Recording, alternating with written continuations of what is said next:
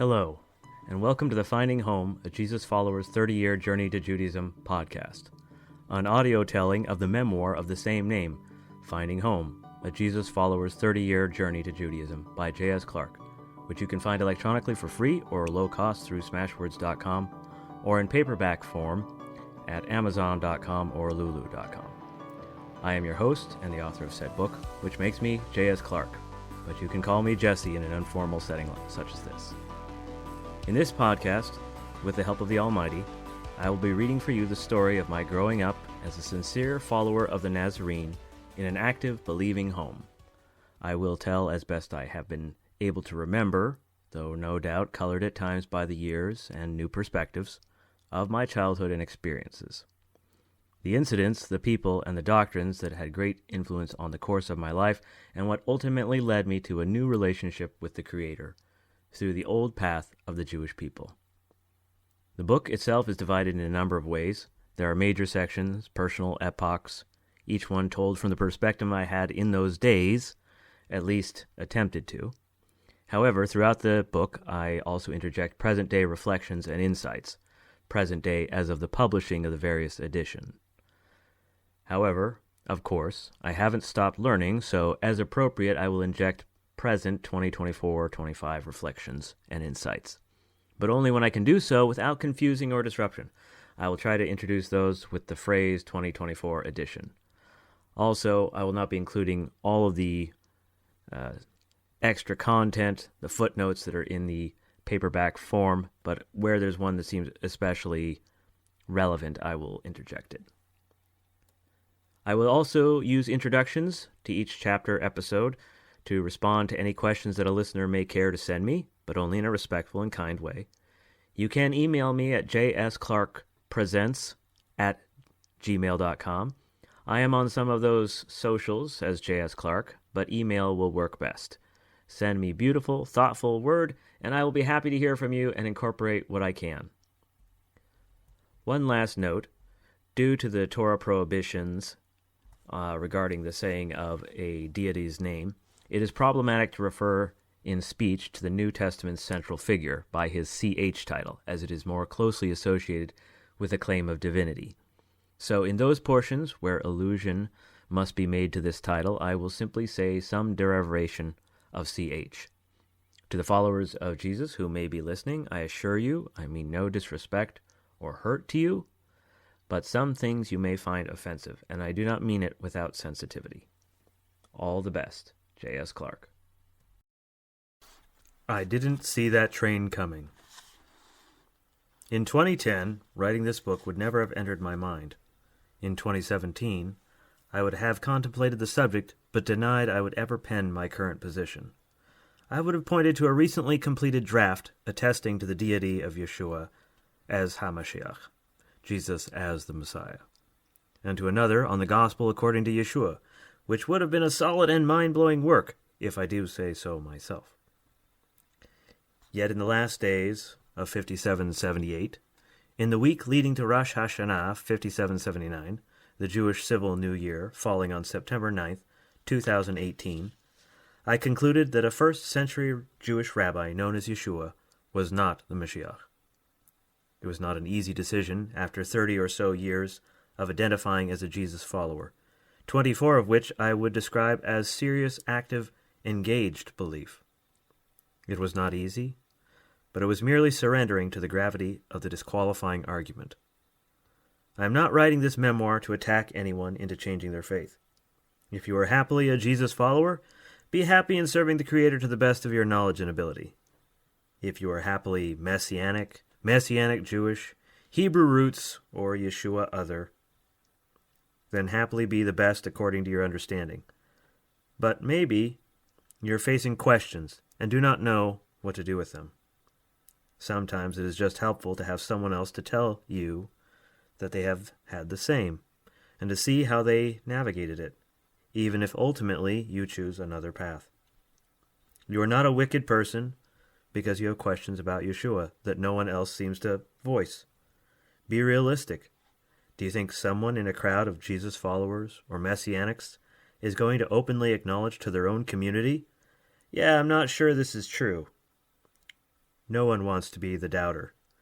You risk the respect, even the fundamental relationship with those closest to you, when you tell them you are not sure about the faith that, until that moment, defined your mutual relationship.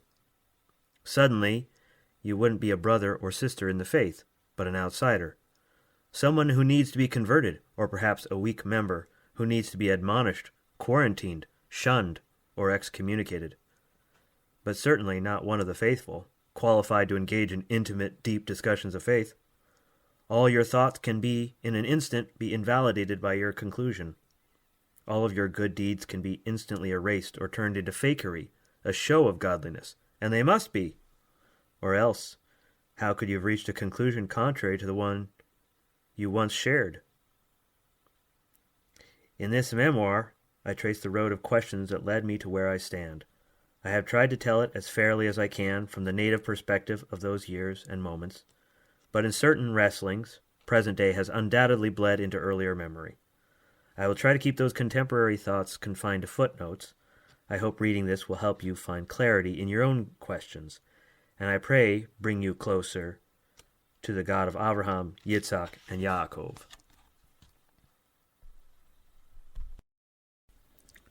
Jesus follower. Hopscotch Church. God sent me to Earth, Alaska, in October 1981, late on a Sunday, to Ken and Rita Clark, the most wonderful parents I have ever had.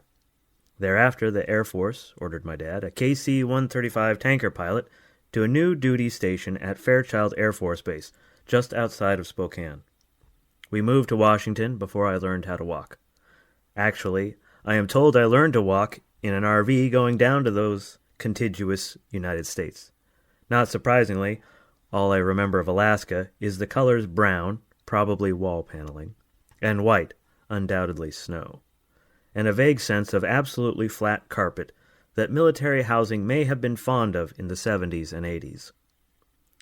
I include these details because every memoir is about context, but hopefully I will sift through to details more relevant than carpet. Those who know me now roll their eyes. I have hopelessly broad sense of relevant context. Growing up, I have heard stories that imply we weren't always Jesus followers, but I don't remember those times. Certainly there were times of increased practice and of times of less enthusiasm, but a time without I do not recall. One of my earliest memories involves a home church with the Frazee family. I recall very little, except that I once went in during prayer time and shouted, "My mom made cinnamon rolls, and yours didn't." I'm still embarrassed by that, but I was probably 5, so I think I should get a break. Besides, God paid me back just a few weeks ago when my own daughter did almost this exact thing. Speaking of getting a break, I also broke my leg there, when someone elbowed me off a table. There was some screaming, but I got a stuffed koala bear out of the deal, and a guilt card to throw at my brother. He somehow feels responsible. Bro, really, I don't recall any blame, but I absolve you anyway in writing. Shortly after, we stopped attending. Comments have implied my leg might have precipitated the break. Get it? Break. But later episodes made me think there was more to it than a fractured bone. A dark night between heaven and hell. The evangelical might question, yes, you grew up in a believing home, but did you ever make a personal commitment to Jesus? I never really had a good answer to that. By good, I mean spectacular.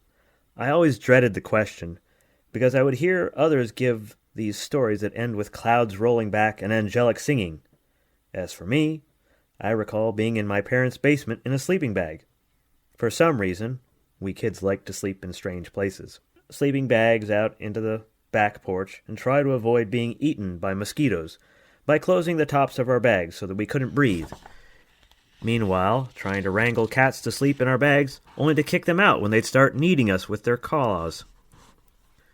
So I was trying to sleep in the basement. I assume my brother Daniel would have been nearby, perhaps Dad too. But it was in the dark of the night, and they were both asleep. I had been taught about hell, and that it was a terrible place, and that God could save me. I do not recall my specific words, but I remember being afraid, and telling God I didn't want to go there. A fundamentalist might question if I actually accepted Jesus' complete, efficacious, atoning work on the cross for my personal sins, or if I prayed specifically to Jesus at all. I can't answer that, but really, I was 7 or so. If the gracious God of the New Testament can't save a 7-year-old afraid in the dark, who doesn't know the proper prayer, and 7 or 11 points of doctrine to articulate, then you need to strike the term childlike faith from your vocabulary. There weren't any fireworks, and my life didn't change dramatically, but I did go to sleep, and whether you're satisfied with that account or not, I have remembered it as a distinct moment in time. Monroe Park Gospel Chapel. Sometime after, there may have been other church gatherings that I forgot or can't place in time, we ended up in a chapel that I recall vividly. Tall, churchly windows, hardwood floors, old pews screwed into place, a little enclosed library in the corner of the sanctuary. It was the first place that I recalled a sustained memory, more than a blip in my internal narrative. There were church plays and cookies, which I sometimes snuck from the fridge on the way to the bathroom. There were many other details, most notably one time when I was chosen to be in an Advent play. My role was to sit on a teenager's lap and be told the story in the character of a little boy. Not a hard gig, except that I had a little boy's crush on the 13 or 14-year-old whose lap I was supposed to be sitting on. Yes, I liked girls from a young age. I guess God had to get me started early before I could meet my wife 2 decades later. Surviving that drama, get it? My family spent several years there, probably until I was 10 or so. Several VBSs, Vacation Bible Schools, passed, but eventually we left. I can't say I was too attached, probably because the kids my age never seemed to stick around. Yet the exit left a mark. One of those firsts when you actually realize something has happened. An event. Rogue years. Dad said we left because the gospel chapel was not really dedicated to spreading the gospel. This seems to have been a period when Dad was becoming more intentionally spiritual. It would have been his mid to late 40s. I think he was getting close to retiring after the Air Force. Perhaps he was asking, now what's my life about? It seems around the same time that he started getting into creation evidences, collecting information from scientists that are followers of Jesus and non-believing scientists that pointed to a relatively young 6,000-year age for the Earth, a literal Genesis reading, and debunking evolutionary theory. Eventually, he started a ministry called Creation Outreach with his friend Jim, and traveled about the region, speaking in churches on the evidences. The rest of the family would help. I recall liking to run the slide projector, keeping it focused, and setting up the book table. I found special joy in making sure the books were evenly spaced and squared to each other. At one point, we combined a family motorhome adventure with filming footage for a video Dad was producing. The video didn't turn out, but the trip gave lots of great memories. Probably because of that, I love motorhomes, despite the rational dread of maintenance and depreciation. We went south, all the way to Texas, where little ants invaded the vehicle, biting us as we slept. Then came back north, wishing briefly to move to Minnesota, and loving the cold blue-green of Glacier National Park. That period lasted for a couple of years, staying between churches for most of that time. We did, however, keep songbooks at home, so we could have church as a family. Consistently, Mom would read scriptures after meals, and Dad would often give us some lesson or reflection after dinner. Myself and my 2 oldest siblings, or at least me and my older brother by this time, attended the children's religious education program, Awana, Approved Workmen Are Not Ashamed. My first memory of this program, as a Sparky, I was too old for Cubby, was at a Baptist church that we did not attend, and I can't place where this was in Spokane, but I feel it was near Garland Street, and it had a distinct structural style that as an adult I would recognize as German, white plastered walls with framework of brown beams. On the other hand, our being between churches was not, strictly speaking, an issue of our busy ministry schedule. I did not understand at the time, but with age I have noticed when Jesus followers become engaged in their faith, they start caring about doctrine. That is not bad, but it often leads to separating from people believed to be in error. And the more you separate over error, the more errors you find to separate over. It also marked the beginning of a period of family strife. The details aren't necessary, but there was turmoil that marked the years, and it is possible that strife in the home was also a partial cause of the stalling between churches and the winding down of active ministry in the family. Valley Fourth Memorial. The strife in the home affected me more than I knew for many years. When we finally landed in a new, established church, I felt out of place. I didn't know anyone, and family left me feeling uninitiated. By that I mean somewhere along the line I felt like I had fallen through the cracks. We homeschooled, and I didn't really know where I was in my school career. I didn't have a sense of what I was supposed to be doing at my age and felt unprepared for my own peers. So for a while I was in the wrong age group at this new church. I didn't mind, but the teachers did, and eventually they told me I had to go with the right age group. Unwilling to face this new challenge, I discovered one of the advantages of the new church. It was so large that one could simply skip class, and there was no one to tell you that you were doing what you weren't supposed to do, and more importantly, no one to tell your parents. I floundered my way through that period, but the hand of God was with me, because I can see easily how my faith was headed for shipwreck, and yet never wholly evaporated. We were not at Valley Fourth for long. Once again, there was something wrong with their doctrine, and we left. Just to be clear, these churches didn't seem to be saying anything that would be considered outside of the mainstream. I never heard a disagreement about salvation or grace versus works, etc.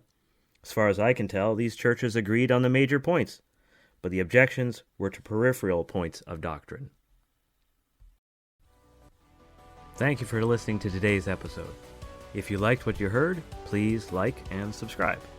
If you didn't like it, no one likes a tattletale, and it's my first podcast that I didn't record while sitting in a car with a cell phone, so go easy on me. If you really liked it and want to support, feel free to visit J.S. Clark on Patreon, or you can buy or recommend one of my books available on Smashwords, Amazon, or Lulu. Lastly, you can follow me on X at JSClark5768 or Threads at JSClarkPresents. And for more general info, occasional thoughts, and news, visit jsclarkwordcraftsman.net. All the best.